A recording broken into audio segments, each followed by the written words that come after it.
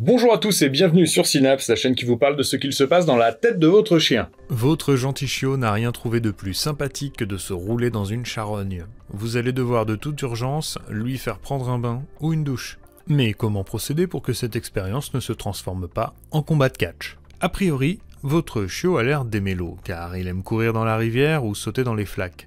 Mais cela ne présage malheureusement en rien du fait qu'il va aimer le bain.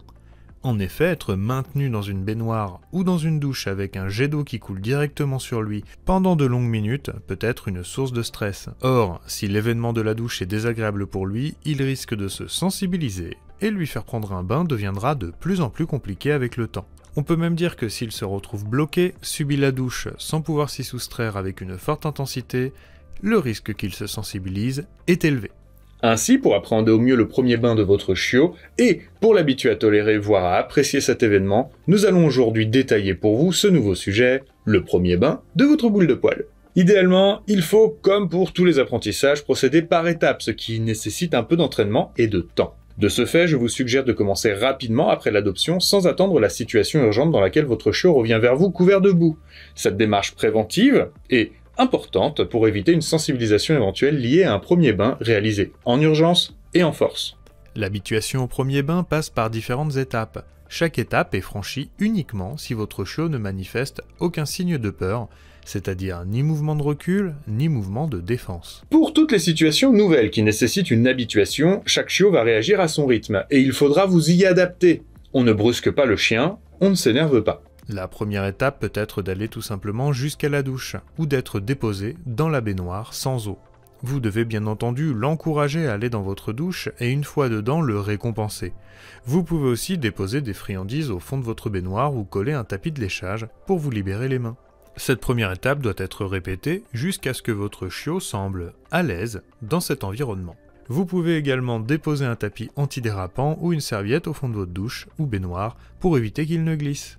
Puis on augmente progressivement la difficulté, toujours en observant le chiot et en s'arrêtant avant la zone où il manifeste de l'inconfort. Le stress doit rester léger, c'est-à-dire que vous ne devez pas avoir la sensation que, si vous lâchez le contact avec votre chien, il partira immédiatement. Essayez de rendre tout ceci agréable pour lui et amusant. Et vraiment, j'insiste, allez-y cool. Prenez le temps pour chaque étape, faites ça en plusieurs fois, voire en plusieurs jours. Mettez-vous dans la tête de votre chiot, qui ne comprend pas notre monde d'humain, de l'eau qui sort des tuyaux, la matière étrange de la baignoire sous ses pattes, le bruit de la VMC, le fait qu'on l'oblige d'être là, bref.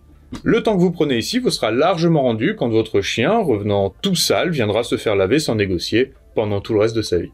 Vous allez alors reprendre l'étape précédente en ajoutant cette fois-ci un fond d'eau dans la baignoire. Et bien sûr, vous allez le récompenser pendant toute la durée de la manipulation. Lorsque cette étape semble acquise, procédez de même en faisant couler l'eau à côté de lui, puis sur le bout de ses pattes, puis en remontant le long de ses pattes, puis sur le corps entier, la tête en dernier. Au départ, cela ne sera que quelques secondes, et avec des pauses régulières pour arriver à un total de quelques minutes consécutives. Vous ajoutez ensuite la friction, comme si vous le shampouinez. Enfin, vous pouvez utiliser le shampoing. Précisons toutefois que cela doit bien être un shampoing pour chien. En règle générale, le contact du shampoing et le massage n'est pas la partie la plus difficile. En revanche, pour le rinçage, allez-y encore une fois, doucement et progressivement. Et voilà, votre chien a pris son premier bain complet et peut-être qu'il aura même appris à apprécier ce moment, ou du moins à l'appréhender sans crainte. Mais ce n'est pas parce qu'il aime bien le bain que vous devez le laver tous les jours non plus. Contrairement à ce qu'on entend souvent, il n'y a pas de rythme idéal pour laver son chien.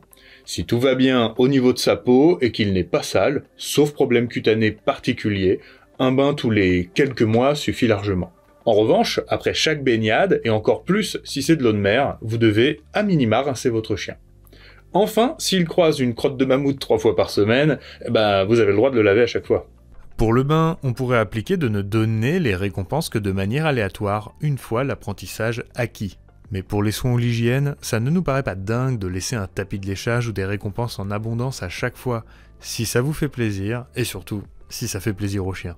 Le bain reste un soin comme tous les autres parmi les soins de toilettage existants. Le protocole que nous vous proposons est donc très similaire à celui qu'on utilise pour apprendre à nettoyer les oreilles ou les yeux, ou encore couper les griffes ou brosser sa belle crinière.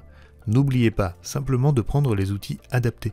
Dans tous les cas, le principe est de réaliser une habituation à cette nouveauté en douceur Pour cela, il suffit de progresser par étapes en restant dans une zone d'inconfort léger sans jamais provoquer de stress intense.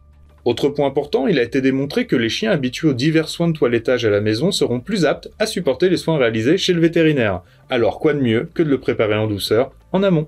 Évidemment, si votre chiot sur lequel vous n'avez pas encore fait ce travail d'habituation arrive vers vous tout crotté, vous n'avez pas d'autre choix que de le laver. Dans ce cas, plutôt que de le poser directement dans la baignoire qu'il ne connaît pas encore, vous pouvez éliminer le maximum de l'odeur avec un shampoing sec pour chien ou un gant mouillé.